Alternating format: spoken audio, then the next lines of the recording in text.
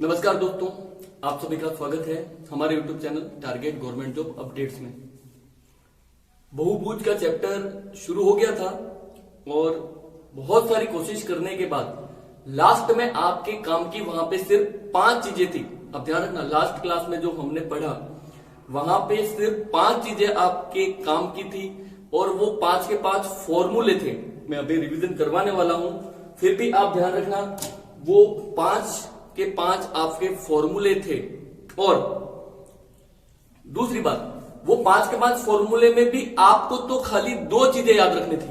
और 2 चीजें क्यों याद रखनी थी, तो आप ध्यान रखना कि एग्जाम में क्वेश्चन में राइट करवा दूंगा आज की क्लास, और उसके बाद 2 क्लासेस सिर्फ इसके हम क्वेश्चन पढ़ने वाले हैं, क्योंकि एक क्वेश्चन इसका निश्चित आएगा। फिर भी फॉर्मूला इसलिए जरूरी है कि अगर एग्जाम में फॉर्मूला पूछ लिया तो वो आपको याद होना जरूरी है, और इसीलिए मैंने बार बार उसको समझाने की कोशिश की थी ताकि आपको उसी टाइम याद हो जाए। तो फिर से मैं आपको एक बार बता देता हूं कि उस बहुभुज में 5 चीजें थी, ठीक है। वो उत्तल अवतल के अलावा हम उत्तल में आ गए, उत्तल में भी बहुभुज में 5 चीजें थी। पहली कि एक बहुभुज के सभी बहिष्कोणों का योग कितना होता है। एक बहुभुज के सभी बहिष्कोणों का योग कितना होता है, तो आंसर कितना आएगा 360। एक बहुभुज के सभी बहिष्कोणों का योग कितना होता है 360। अब आज की जो क्लास है वो मैं आपको यही बताने वाला हूं कि क्यों ये 360 होता है। और ध्यान रखना, ये कोई नहीं पता था, फिर भी मैं आपको ये प्रूव करके बताऊंगा कि क्यों 360 ही होता है। और दूसरा, आपको ये जानना क्यों जरूरी है, तो जानना इसलिए जरूरी है कि यहाँ पे मोस्टली लोग जो है वो रीट वाले हैं। तो रीट वाले अगर टीचर बनते हैं, निश्चित बात है आप अच्छी तैयारी कर रहे हो, आपका सिलेक्शन होगा, आप टीचर बनोगे। टीचर बनोगे तो आप स्कूल में ये वापस चैप्टर आपको पढ़ाना भी पड़ेगा। तो उस क्लास में अगर किसी बच्चे ने आपको पूछा कि सर या मैडम क्यों सभी बहिष्कोणों का योग 360 होता है, तब आप क्या करोगे? तब आप उसको बिठा नहीं सकते, तब आप उसको डांट नहीं सकते, आपको उसका रीजन पता होना चाहिए। तो दोनों चीजें हैं, आप ध्यान रखना। आज की क्लास इसी की है कि क्यों ये 360 होता है, क्यों वो n-2 इंटू 180 ही होता है, वो मैं आपको आज समझाने वाला हूं। फिर भी हम एक बार रिवीजन कर रहे हैं, ठीक है। सभी बहिष्कोणों का योग 360। दूसरा, अगर ये एक समबहुभुज है, समबहुभुज की सभी भुजाओं की लंबाई समान होती है। दूसरा, समबहुभुज के सभी कोण समान होते हैं। तो आपको पूछेगा प्रत्येक बहिष्कोण का मान, एक समबहुभुज के प्रत्येक बहिष्कोण का मान कितना होता है, तो आप क्या करोगे 360 बटे भुजाओं की संख्या, तो 360 बटे। तीसरा, एक बहुभुज के सभी अंतः कोणों का योग, देखो अंतः कोणों का योग, तो आपको मैंने कहा था भुजाओं में 2 कम करना है, भुजाओं में 2 कम करना है और गुणा 180। मैंने आपको कहा था भुजाओं में 2 कम करना है गुणा 180। इसी को हम लिख सकते हैं 2n-4 गुणा 90 डिग्री, या 90 डिग्री को क्या लिख सकते हो समकोण, कल हमने ये पढ़ा था। चौथा, अंतः कोणों में भी पूछ सकता है प्रत्येक अंतः कोण का मान, लेकिन कब पूछेगा, जब वो आपको कहे एक समबहुभुज। तो समबहुभुज में क्या करोगे, ये n-2 गुणा 180 है, उसमें आपको भुजाओं की संख्या की बात करना है। और लास्ट था 5वां फॉर्मूला, विकर्णों की संख्या। विकर्णों की संख्या के लिए फिर ध्यान रखना, विकर्णों की संख्या का फॉर्मूला है n-3 बटे 2। लेकिन ये याद नहीं रहता, तो मैंने आपको याद करना सिखाया था। आपको क्या याद रखना है, त्रिभुज। त्रिभुज में 0 विकर्ण होते हैं, यानी एक बहुभुज में विकर्ण होने के लिए कम से कम 4 भुजाएं होनी जरूरी है, यानी 3 भुजाओं से ज्यादा भुजाएं होनी जरूरी है। तो इसीलिए तो हमने क्या लिख दिया n-3। n-3 कहां से आया, तो आपको याद करवाया है, वैसे कोई अलग से तरीका नहीं है याद करने के लिए। त्रिभुज में 0 तो n-3। और अब बचा चतुर्भुज। चतुर्भुज में 2 विकर्ण होते हैं और चतुर्भुज के n का मान है 4, तो 4 बटे 2, तो 2 आएगा। इसलिए चतुर्भुज से आपको क्या याद रखना है n/2, तो n/2 गुणा n-3। इससे याद रखो या n-3 बटे 2, या वो परमुटेशन वाला फॉर्मूला है। तो अभी तक हमने ये सब चीजें पढ़ी थी, ठीक है। अब आज हम जो मेन क्लास है, बहुत छोटी क्लास है आज की, आज हम पढ़ने वाले हैं क्यों एक बहुभुज के कोई भी बहुभुज हो, भले वो त्रिभुज हो, चतुर्भुज हो, पंचभुज हो, षटभुज हो, सभी बहिष्कोणों का योग 360 ही क्यों होता है। आज हम पढ़ने वाले हैं क्यों किसी भी बहुभुज के सभी बहिष्कोणों का योग 360 होता है। और ये पढ़ाना मेरे लिए इसलिए भी जरूरी है कि आपको कुछ भी याद रहे नहीं रहे, ये 360 आपको याद होना चाहिए, क्योंकि बहुभुज का सवाल मतलब बहिष्कोण से हमें मतलब है। ये लाइन मैंने कल भी बोली थी, ये लाइन आज भी बोल रहा हूं कि बहिष्कोणों से मतलब है, बहिष्कोण से हम कोई भी आंसर निकाल सकते हैं, ठीक है। अब मैं आपको उसका रीजन बता देता हूं। देखिए, कोई भी एक बहुभुज है, मान लो ये एक त्रिभुज है, मान लो ये एक चतुर्भुज है, या मान लो ये कोई भी एक बहुभुज है, आप कितना भी बड़ा बना सकते हो, ठीक है, ये कितना भी बड़ा आप बना सकते हो।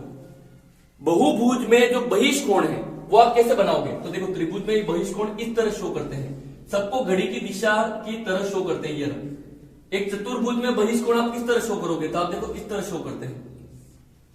उसी तरह ये कोई और बहुभुज है तो आप बहिष्कोणों को किस तरह शो करोगे, इस तरह। तो जब आप इन बहिष्कोणों को पीछे की तरफ मिलाते हो, जब आप इन बहिष्कोणों को पीछे की तरफ मिलाते हो तो ये एक बिंदु पे मिलते हैं। यानी कोई भी बहुभुज हो उसके सभी बहिष्कोणों को पीछे की तरफ मिलाने पर ये एक बिंदु पे मिलते हैं। बहुभुज के किसी भी कोणों को, बहुभुज के सभी कोणों को अगर आप पीछे की तरफ मिलाते हो तो ये सब कहां मिलते हैं, एक बिंदु पर। और एक बिंदु पर सभी कोणों का योग कितना होता है, एक बिंदु पर सभी कोणों का योग 360 डिग्री होता है। यही रीजन है। अब आप बोलोगे सर कैसे, हमको प्रैक्टिकली बना के बताओ। तो देखो, सब में तो पॉसिबल नहीं है, लेकिन त्रिभुज से आपको सबसे अच्छा समझ में आएगा। आप ये इस कोण को ले लो, मैं अलग बना रहा हूं, ठीक है, चित्र। मैंने इस कोण का ये चित्र, इस बिंदु को मैंने ले लिया, ठीक है, इस बिंदु ए को ले लिया और मैंने ये इसका एक कोण बनाया, ये रहा। मैंने ये कोण ए बिंदु लिया और ये कोण यहां पे बना दिया, ये कोण सीधा का सीधा यहां बना दिया, ठीक है। अब बारी है इस कोण की। आप देखो पीछे की तरफ बढ़ाओ, इसको पीछे की तरफ बढ़ाओगे तो ये भी तो यही मिल रहा है, तो इसका ये अगला कोण हो गया, मैंने इसको यहां मिला दिया। अब बारी है इस कोण की। देखो ये रहा एक कोण, ये रहा। अब आप बोलोगे सर ये कोण तो यहां कहीं मिल ही नहीं रहा, ये यहां पे कहीं नहीं मिल रहा, लेकिन मैंने कहा पीछे की तरफ। देखो आपने ये बिंदु लिया, आपने ये बिंदु लिया। अब मैथ्स में एक सिलेबस में एक चैप्टर होता है बड़ी क्लास में, वेक्टर, सदिश। सदिश राशियां बहुत सारी चीजों को, जो बहुत सारी मल्टीपल चीजें हैं, बहुत सारी टफ चीजें हैं, उनको हम ज्योमेट्री के द्वारा, ध्यान रखना, सदिश चैप्टर अगर किसी ने पढ़ रखा है तो सदिश चैप्टर को ज्योमेट्री में उसके परिमाण तथा दिशा के साथ आंसर लाने के लिए प्रयुक्त होता है। तो सदिश चैप्टर में एक अगर कोई वेक्टर हो, वहां पे कोई एक सदिश हो, तो सदिश को हम आगे पीछे खिसका सकते हैं इस तरह, तो उसके मान पे फर्क नहीं पड़ता। तो उसी क्राइटेरिया से, उसी सदिश चैप्टर से अगर आप इसको यहां पे एज्यूम करो, ध्यान रखना, इस लाइन को अगर आप यहां एज्यूम करो तो इसलिए बोलते हैं कि इन सबको पीछे की तरफ बढ़ाने पे क्या होगा। तो देखो ये तीनों बहिष्कोण हैं, वो कहां पे मिलेंगे, तीनों बहिष्कोण एक बिंदु पे मिलते हैं, तीनों बहिष्कोण एक बिंदु पे मिलते हैं, इसीलिए एक बिंदु पे सभी कोणों का योग कितना होगा, 360। यही चीज आप इसमें प्रूव करके देख लो। मैंने ले लिया इस बिंदु को, तो देखो आपने ये बिंदु लिया, यहां से एक कोण, ये यहां से दूसरा कोण। अब मैंने क्या किया, इसको आप नीचे की तरफ बढ़ाओ। तो हाँ सॉरी, वो वीडियो फिर से एक बार बीच में बंद हो गया था, फिर से ध्यान रखना। ये एक आकृति है, अगर आप इसको पीछे की तरफ बढ़ाओ, जैसे एक चतुर्भुज ले लो, तो मान लो अगर आपका ये बिंदु है स्टार्टिंग पॉइंट ए, तो अगर आप इसको पीछे की तरफ बढ़ाओगे, जैसे मैंने इस कोण को पीछे की तरफ बढ़ाया तो ये यहां पे मिलेगा। उसी तरह वेक्टर के नियम से अगर मैं इस कोण को यहां पे लेके आऊं तो वो कहां बनेगा, ये इसी पे मिलेगा। और लास्ट ये कोण, इस कोण को अगर मैं इस साइड बढ़ाऊं तो ये कहां पे मिलेगा, ये रहा।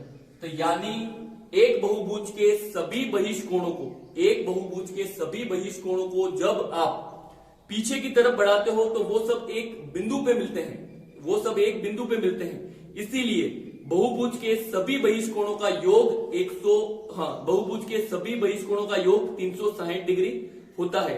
उम्मीद है आपको रीजन समझ में आ गया होगा कि किस रीजन की वजह से सभी बहिष्कोणों का योग 360 डिग्री होता है, ठीक है।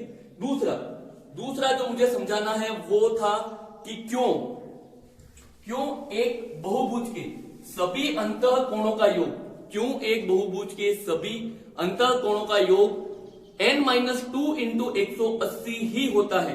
तो इसका भी रीजन है मेरे पास, आप एक बार देख सकते हैं। मान लो ये एक त्रिभुज है, भाई शुरुआत तो त्रिभुज से ही होती है, तो ये एक त्रिभुज है। दूसरा ये एक चतुर्भुज है। तीसरा ये एक पंचभुज है। चौथा ये एक षटभुज है। पांचवा ये एक सप्तभुज में बना रहा हूं, ये एक सप्तभुज है। ये यहां पे एक सप्तभुज कर दिया मैंने इसको, ठीक है। अब जब हम कोण की बात करते हैं, देखो डायरेक्ट कोई चीज बड़ी नहीं हो जाती, शुरुआत होती है एक छोटी आकृति से। तो जो बहुभुज की शुरुआत होती है वो त्रिभुज से ही होती है, ठीक है। तो त्रिभुज के तीनों कोणों का योग 180 डिग्री होता है। और आप ध्यान रखना, ये थ्योरम भी है छोटी क्लास में, 8 क्लास 9 क्लास में ये थ्योरम भी है कि क्यों त्रिभुज के तीनों कोणों का योग 180 डिग्री हो जाता है। तो वहां पे क्या करते हैं कि एक शीर्ष पे जो उसकी अगली उसके सामने वाली भुजा है उससे समांतर एक रेखा खींचते हैं, और हमने जो कोण पढ़े उससे ये कोण इसके बराबर है प्रूफ करते हैं, ये कोण इसके बराबर है प्रूफ करते हैं, और ये तीसरा कोण। तो कोण 1 + 2 + 3 का योग 180 डिग्री होता है। क्यों? क्योंकि एक रेखा पे है। और इसी नियम से त्रिभुज के तीनों कोणों का योग हम वहां पे 180 डिग्री लेके आते हैं। यानी छोटी क्लास में आपने ये कहीं कहीं पढ़ रखा होगा, लेकिन अभी तो हमें याद है कि कुछ भी हो या नहीं हो, त्रिभुज के तीनों कोणों का योग, त्रिभुज के तीनों कोणों का योग, तीनों अंतः कोणों का योग 180 डिग्री होता है। अब त्रिभुज के बाद हम आते हैं चतुर्भुज। तो चतुर्भुज के अगर हम दो भाग करें तो चतुर्भुज में दो त्रिभुज बनते हैं। चतुर्भुज में दो त्रिभुज बनते हैं। अब एक त्रिभुज के सभी अंतः कोणों का योग 180 डिग्री होता है। तो दो त्रिभुजों के अंतः कोणों का योग कितना होगा? तो आएगा 360। कैसे आया? तो 2 × 180 डिग्री। दो किसको बता रहा है? दो त्रिभुजों की संख्या बता रहा है कि एक चतुर्भुज में कितने त्रिभुज होते हैं। एक चतुर्भुज में 2 त्रिभुज होते हैं। अब आप पंचभुज पे आ जाओ। जब हम पंचभुज के टुकड़े करें तो देखो 1 और 2 लाइनें आई, तो 1, 2 और 3 त्रिभुज बनते हैं। अगर हम एक पंचभुज के टुकड़े करें तो हमें 3 त्रिभुज प्राप्त होते हैं। एक त्रिभुज के सभी अंतः कोणों का योग 180 डिग्री होता है। तो 3 त्रिभुजों के सभी अंतः कोणों का योग 3 × 180 डिग्री आएगा। उसी तरह हम एक षटभुज पे चलते हैं। षटभुज के टुकड़े करते हैं तो हमें 4 त्रिभुज मिलते हैं। तो एक त्रिभुज के कोण 180, तो 4 त्रिभुज के 4 × 180। अब आप नोटिस करके देखो कि कल मैंने पहाड़ा लिखवाया था, वो तो चलो एक ट्रिक हो गया। ओरिजिनल रीजन क्या है? तो ओरिजिनल रीजन ये है कि एक बहुभुज में अगर n भुजाएं हो, एक बहुभुज में अगर n भुजाएं हो तो उसमें से बनने वाले त्रिभुजों की संख्या कितनी होगी? तो त्रिभुजों की संख्या n-2 होती है। ये रहा प्रैक्टिकली एग्जांपल। प्रैक्टिकली हमने एग्जांपल लिखा है। एक चतुर्भुज के जब आप छोटे छोटे त्रिभुजों में टुकड़े करते हो तो बनने वाले त्रिभुजों की संख्या n-2 होती है। अब एक त्रिभुज के सभी कोणों का योग 180 डिग्री होता है। तो इतने त्रिभुज, कितने? n-2 त्रिभुजों के अनुसार कितने कोण होंगे? तो इसीलिए n-2 और गुणा हम किसका करते हैं? 180 का गुणा करते हैं। ध्यान रखना, n-2 × 180। यहाँ पे n-2 × 180 क्यों किया है? n-2 त्रिभुजों की संख्या और 180 एक त्रिभुज के सभी अंतः कोणों का योग 180 डिग्री होता है।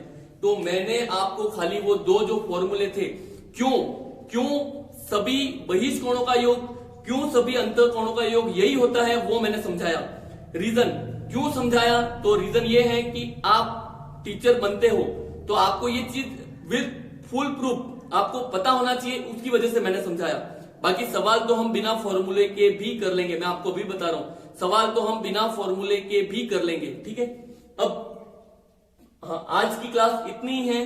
वैसे फिर से मैं बता रहा हूं, ये वीडियो भी आज मुझे डबल बनाना पड़ रहा है, और आज ये आधा वीडियो मैं फ्रंट कैमरे से बना रहा हूं क्योंकि वो बैक कैमरे से 2 बार वीडियो बंद हो चुका है। यानी मैंने पूरा पढ़ा दिया, सब कुछ वेस्ट हो गया और फिर से वीडियो बनाया, ठीक है। तो बहुत दिक्कत हो रही है, वो ओवरहीट की वजह से कभी कभी बंद हो रहा है, कभी कुछ और रीजन है। तो वीडियो इसीलिए छोटा ही मैं बनाऊंगा, ठीक है। तो आप थोड़ा एडजस्ट करना, और क्लास में पूरी करवाऊंगा, ठीक है। लेकिन आपको एडजस्ट करना पड़ेगा क्योंकि देखो अब वीडियो बनने के बाद बार बार चेक नहीं कर सकते। आज मुझे लगा कि कम से कम 20 मिनट का तो वीडियो बन ही जाएगा, तो 20 मिनट तक मैंने चेक ही नहीं किया फोन, और 8 मिनट पे ही वो वीडियो पहले ही बंद हो गया। यानी ये सब मैं पहले पढ़ा चुका था लेकिन वो रुक गया। तो वापिस मैंने फ्रंट कैमरे से इसको बनाया है ताकि अब मोबाइल बंद भी हो जाए तो मुझे पता चल जाए। ठीक है, तो आज का ये जो क्लास है वो इतनी छोटी सी है कि खाली मैंने आपको आज रीजन बताया है। जो अगली क्लास होगी उसमें हम क्या करेंगे, तो अगली क्लास में हम सारे क्वेश्चंस लाइन से, मैं 1, 2 या लगभग 3 वीडियो में वो क्वेश्चन आराम से करवाऊंगा और एक ही टॉपिक को लेके भी चलेंगे कोण में, क्योंकि एक सवाल आता है तो हम छोड़ने वाले कुछ भी नहीं है। तो आपको किसी भी प्रकार का डाउट हो तो आप मुझे कमेंट करके जरूर बताएं। आज के लिए इतना ही, धन्यवाद।